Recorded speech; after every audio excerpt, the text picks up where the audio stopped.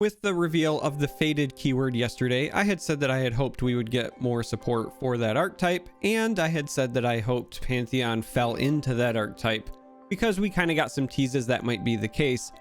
Today, we got the reveal of Pantheon. This is very exciting because honestly, the reveals today are a bit of everything that I had said I wanted in yesterday's video. So we're going to go over the cards that were revealed today, talk about them. But really quickly, before I dive into the cards, I just want to say tomorrow there will likely be reveals. However, I am casting the seasonal tournament, and so if I do any sort of video, it won't be until very late, and there's a strong chance that I won't be able to cover tomorrow's reveals until the following day, because again, I'm going to be working that seasonal tournament broadcast. So just kind of letting you know in advance. But for these reveals, let's dive in. Pantheon right out of the gate is a 4-cost 4/2 Targon champion, and very simply just has 3 keywords, has Overwhelm, Barrier, and Faded. I actually kind of love this simplicity for Pantheon because they could do things related to his champion kit from League of Legends, but I really like the idea of him just being this super unit, right? No frills, no fluff, just, hey, guess what? I've got keywords, I get bigger, I am Pantheon, right? Like I really actually love this design. Now, Pantheon's level up says if you have targeted allies in 5 different rounds, then you level Pantheon up. Leveled up Pantheon gets that standard +1/+1, but also says when I'm summoned or level up, grant me random keywords for each round you've targeted allies this game. Now, because the level up condition is at least 5 different rounds, this means that you should be receiving, I say should be because I'm going to talk about exceptions, you should be receiving at least 5 random keywords when you play a level 2 Pantheon. Now, the one exception is, of course, Howling Abyss, because you could get a level 2 Pantheon having targeted no allies, in which case you would just get the 5/3 with the keywords. What's also interesting here is that you get more bang for your buck if you are summoning Pantheon after you have kind of satisfied the level up condition. And what I mean by that is if you play Pantheon on curve, you play him as a 4-drop, there's no way that you could have leveled him up because of that 5-round requirement. So you're going to play him. He's got barrier when he comes down. I really like that. I'll mention why in just a moment. But then when the round ends, barrier goes away. And so if you've magically somehow targeted an ally every round, like let's say you had some 0-cost 1 in round 1, it's like you play a 1-drop and you use some sort of 0-cost thing, blah blah blah. If you've magically done it and you level him up on round 5, because barrier's gone, he's only going to have Faded and Overwhelm, and so you're going to get 5 keywords as well for a total of 7. However, when you play a leveled up Pantheon, because they already have barrier on the card from the get-go, that means that you're not likely going to get barrier again. Now, maybe they've coded it so that whenever you are getting these keywords from the level up condition, it's not going to give barrier, but I assume that Pantheon is going to work the same way that Victor does. So if you're not familiar, Victor can get like spell shield and can get barrier from the hex cores. So if Pantheon works in a similar fashion, there is a chance that if you've played Pantheon and then he levels up, that you might get slightly less value. Probably not a big deal, you know, in the grand scheme of things. And because it's such a massive amount of keywords, you're likely going to get something relevant. Quick attack, great, because you already have Overwhelm, for example. Lifesteal's really solid, so on and so forth. Now, it's possible, even with 5 keywords, that you could low roll and get something like Tough, Augment, Regeneration, even though regen is probably pretty good because of the Faded keyword, and then, you know, a couple of other bad ones, then, you know, maybe you're not super satisfied with your Pantheon. But for the most part, you should be getting at least 1 that you're going to be happy with, if not more. Now, there's obviously, like, if you get Quick Attack, Elusive, Lifesteal, Spell Shield, and like 1 other thing, you're going to be really stoked most of the time. Back to the barrier thing. I really like that they made Pantheon have this 2 health, and you might say like, okay, well, you know, that's a 4-cost unit with 2 health, and we've seen issues with Echo, and so obviously Pantheon's just bad, right? But the answer is Barrier and Faded mean no, he's not just bad, right? Barrier means they're going to have more than one way to damage Pantheon. That's not to say that they can't have it, but they have to invest more. It's not just your traditional standard 2 health.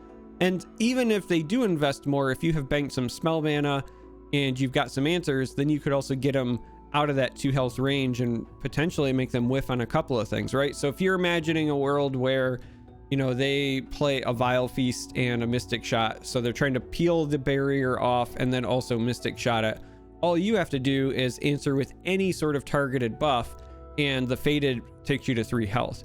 And if it's something that grants toughness, then you're going to go even further, right? So this is very relevant as far as keeping Pantheon alive, and as such, I don't want folks to see that 2 health and think like, oh, this is Echo all over again. This is not the case. Pantheon is, in my opinion, going to be very tough to kill with damage abilities, because if you are building into this Faded archetype, you're going to have plenty of ways to protect him, and I think that it's going to be very annoying to deal with a Pantheon outside of stuff that's already being seen. So yes, mini morph is still a problem. Unfortunately, as cool and as buff and as hyper masculine as Pantheon is here, he can still be turned into a cute little adorable critter via mini morph.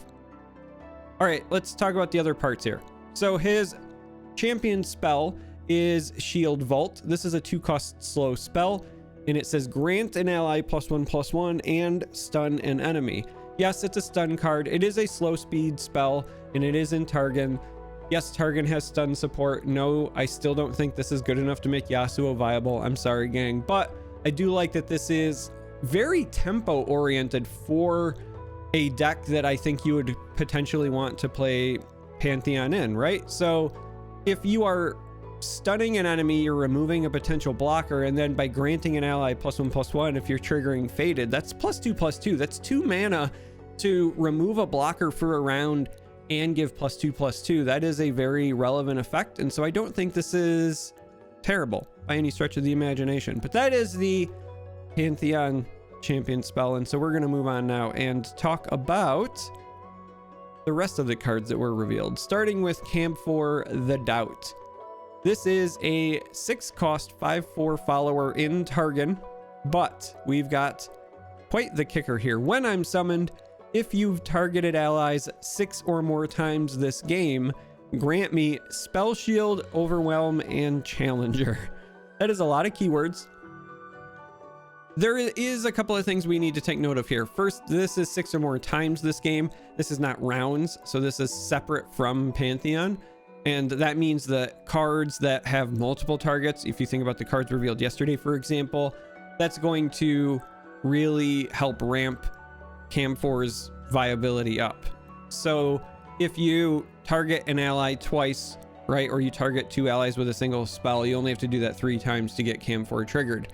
Also, another thing to note is this is Targon. All the cards revealed today are from Targon, and if you're not familiar, Targon has this thing called gems, and so it's very easy to be targeting your allies throughout the course of a game multiple times. A single Mentor of Stones, like if you use all the gems from that, then you're halfway there on Camphor. So yes, this is a 6-cost 5/4, but if it gets Spell Shield, Overwhelm, and Challenger, then you potentially get a heck of a trade, right? Because if you are challenging a unit that has low health, you're going to get that Overwhelm damage in. If you're challenging a big unit, but you're also only taking like 3 damage back, then you're going to keep your unit. The fact that this has Spell Shield means it's harder to answer once it comes down. And so there is a potential scenario where this is at least a 2-for-1, if not more, while also getting some chip damage in. This is a very strong card if you can make sure that you hit that 6 or more times this game. So with that being said, is it good enough to make the cut? I don't know, because it does still cost 6 mana. The problem with the 6 mana is that I think in this kind of like deck archetype, you want mana being saved for your spell mana. You want your kind of like overflow every round to be refilling your spell mana so that you're continually developing threats, but then also having stuff to target your allies, making sure you're taking advantage of Faded.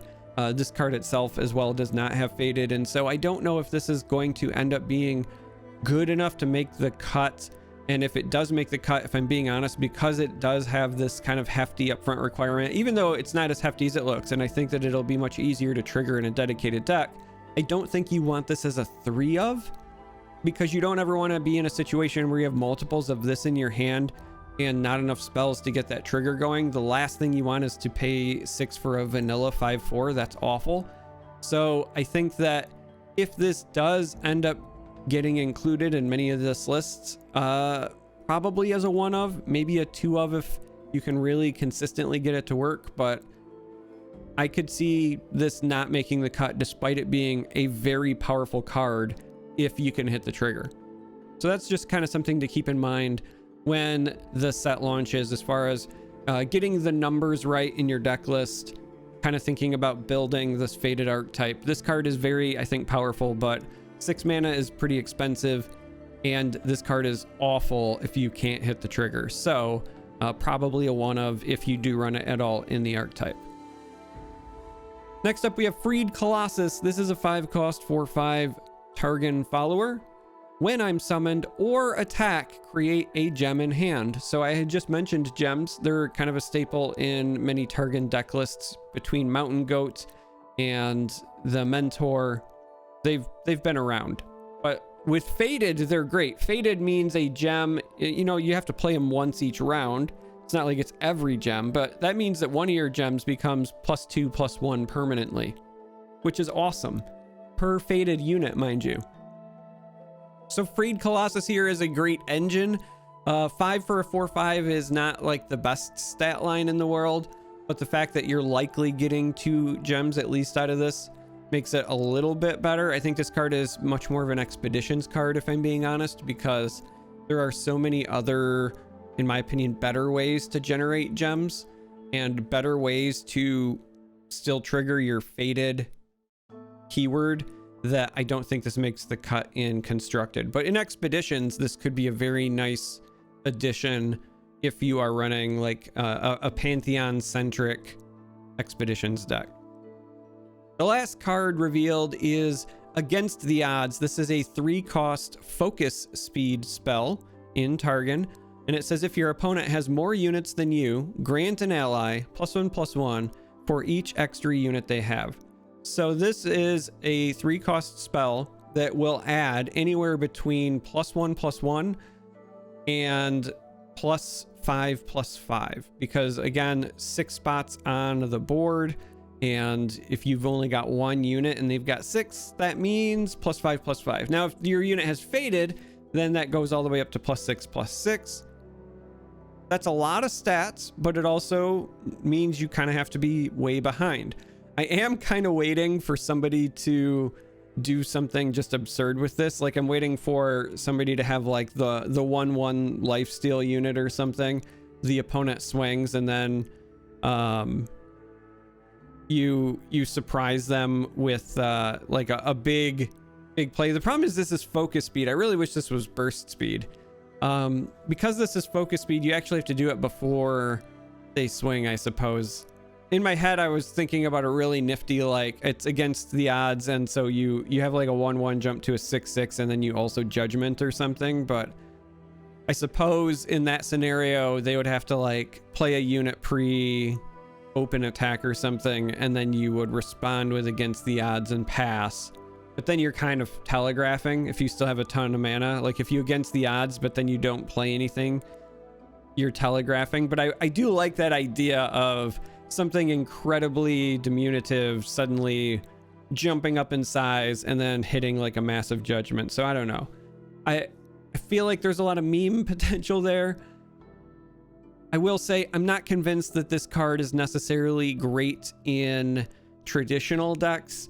This could be something really fun or neat or cheeky in a Fiora deck. If Minimorph ever falls in popularity and Fiora makes a comeback on the ladder, then this could be a great way in like Mono Fiora to make her grow in size, right? So I don't know how this card fits into the meta at the moment. There's not very many situations, I believe, right now where you want, you know, purposefully and specifically to have a small number of units. Perhaps it's Lee Sin. I think Lee Sin has enough other ways to make Lee pop off that you don't have to include this, but I could see this being something kind of cheeky as like a one of in a Lee Sin deck where you do like the against the odds, and then if your Lee has overwhelmed, then that's your OTK, right? Like if your opponent has a near full board, your Lee Sin's already been given overwhelmed, then you just against the odds and then win. But again, I think Lee Sin just in general already has better ways to do that, so I don't know. Could be fun, might make it as a one of, but the reality is, at least right now, there's not many situations where you're trying to game plan for being behind. That's ultimately what this card is doing, right? You are trying to take advantage of being behind, and unless there's a specific reason to do that, it's just not something that you traditionally do. So we'll keep an eye on this card. This is the kind of card that in my mind you just kind of place in the back of your head for very specific situations, very specific metas, and then if you see them popping up more and more frequently, or you see a new deck archetype arise, then maybe you dust this thing off. Like, you don't want to forget this card exists, but it's just not got a lot of use right now. But as more reveals happen and as the meta changes, then we can go from there. But anyway, that was the reveals for today. I'm excited about Pantheon. I'm excited about the faded mechanic. I wish that we had a little bit more, but maybe we'll get some more reveals as this expansion goes. Maybe we'll get some more stuff in future expansions, but I at least like the foundation, right? I like the groundwork that they've laid here. I want to hear from you. Are you excited about Pantheon? If you haven't seen the reveal video, his level up animation is awesome. That alone makes me want to play Pantheon, but I want to hear from you. Are you excited? Do you think this is enough? Do you think that the archetype is flat until it gets more support? Because that's a very viable opinion, in my opinion. Let me know.